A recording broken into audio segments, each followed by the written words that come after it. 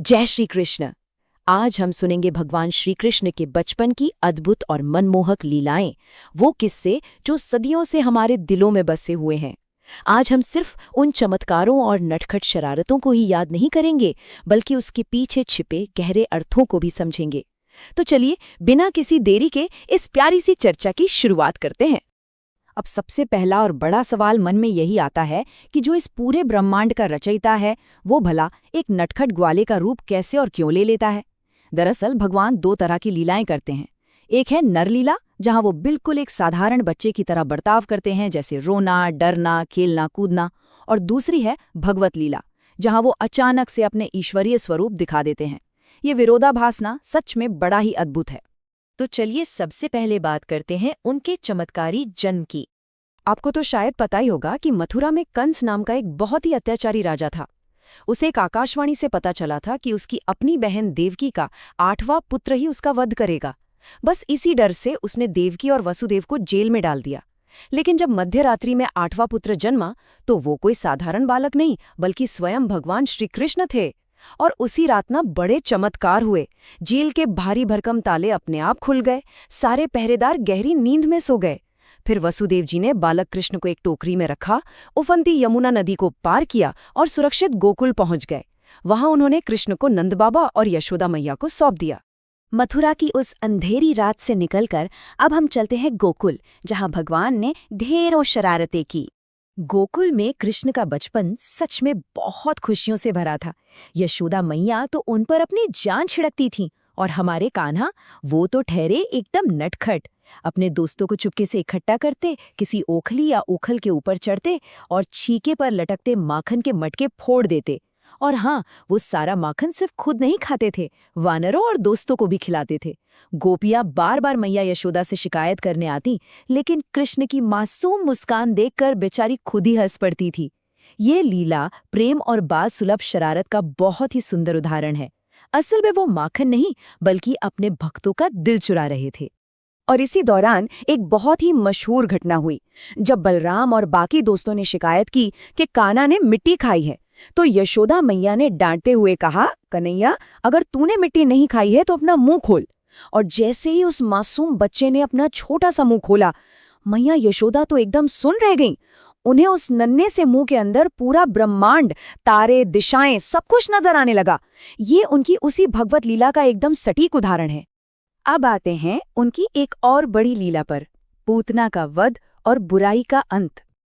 देखिए, गोकुल में भले ही कितनी भी खुशियां थी, लेकिन कंस चैन से कहाँ बैठने वाला था। उसने कृष्ण को मारने के लिए पूतना नाम की एक राक्षसी को भेजा। वो बड़ी चालाकी से एक बहुत ही ममतामयी और सुंदर स्त्री का रूप बनाकर आई और कृष्ण को जहर मिला हुआ दूध पिलाने लगी। लेकिन कृष्ण तो सर्वज्ञ भगवान ठहरे ना। उन्होंने दूध के साथ साथ चमत्कारिक रूप से उसकी शक्ति और प्राण ही खींच लिए, और पूतना चीखती हुई अपने असली भयानक राक्षसी रूप में धरती पर आ गिरी। सभी गांव वाले बिल्कुल हैरान रह गए। ये घटना साफ दिखाती है कि बुराई चाहे कितना भी सुंदर मुखौटा पहन ले, ईश्वरीय शक्ति के सामने उसकी एक नहीं चलती। इसके बाद बारी आती है कालिया नाग के दमन की और यमुना नदी की शुद्धि की। हुआ यूं कि यमुना नदी में कालिया नाम का एक भयंकर नाग आ बसा था। उसके जहर से नदी का पानी एकदम जहरीला हो गया था। अब कोई भी यही सोचेगा कि एक छोटा सा बच्चा इतने विशाल जहरीले नाग को भला कैसे हरा सकता है। एक दिन खेलते खेलते कान्हा की गेंद उसी जहरीली नदी में गिर गई, और वो बिना एक पल सोचे समझे सीधे नदी में कूद पड़े।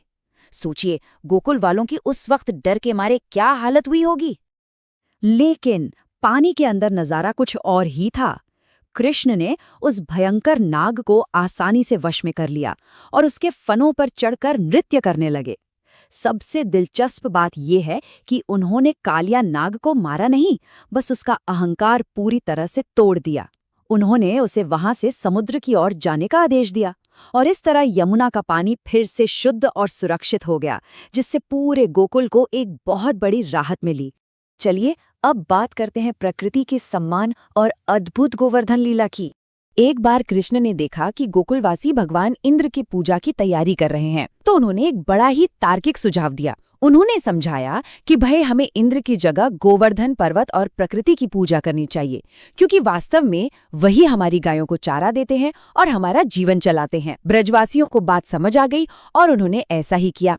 लेकिन जैसा कि आप अंदाजा लगा सकते हैं, इससे इंद्र का अहंकार बहुत बुरी तरह आहत हो गया। गुस्से में आकर इंद्र ने क्या किया?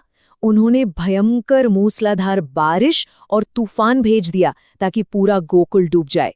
जब चारों तरफ हाहाकार मचने लगा, तब श्री कृष्ण ने बिल्कुल सहजता से अपनी बाएं हाथ की छोटी उंगली पर पूरा विशाल गोवर्धन पर्वत ही उठा लिया।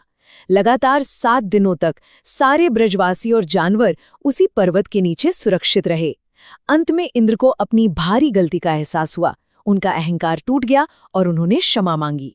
ये लीला स्पष्ट करती है कि भगवान अपने पूर्ण रूप से समर्पित भक्तों की रक्षा के लिए किसी भी हद तक जा सकते हैं। तो कुल मिला के इन सारी लीलाओं से हमें क्या दिव्य संदेश मिलता है?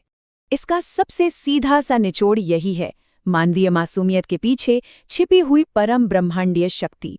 आज हमने देखा कि कैसे दुनिया को बनाने वाला एक साधारण नटखट बच्चे की तरह बर्ताव करता है, मैया की छड़ी से डरने का नाटक करता है, मित्रों के साथ खेलता है, लेकिन जरूरत पड़ने पर अपनी अपार शक्ति भी दिखा देता है।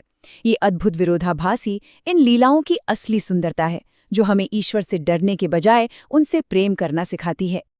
अब जरा सोचिए, जब ब्रह्मांड का रचयिता अपने भक्तों की रक्षा करने और उनसे प्रेम करने के लिए एक रक्षक और चंचल बालक बन सकता है, तो फिर भक्ति के रास्ते पर चलते हुए हमें किस बात का डर होना चाहिए? श्री कृष्ण की ये बाल लीलाएं हमें सिखाती हैं कि भगवान हमेशा अपने भक्तों की रक्षा करते हैं और प्रेम का मार्ग दिखाते हैं। इसी प्यारे से विचार के साथ हमारी आज की ये चर्चा यहीं समाप्त होती है। जय श्री कृष्ण।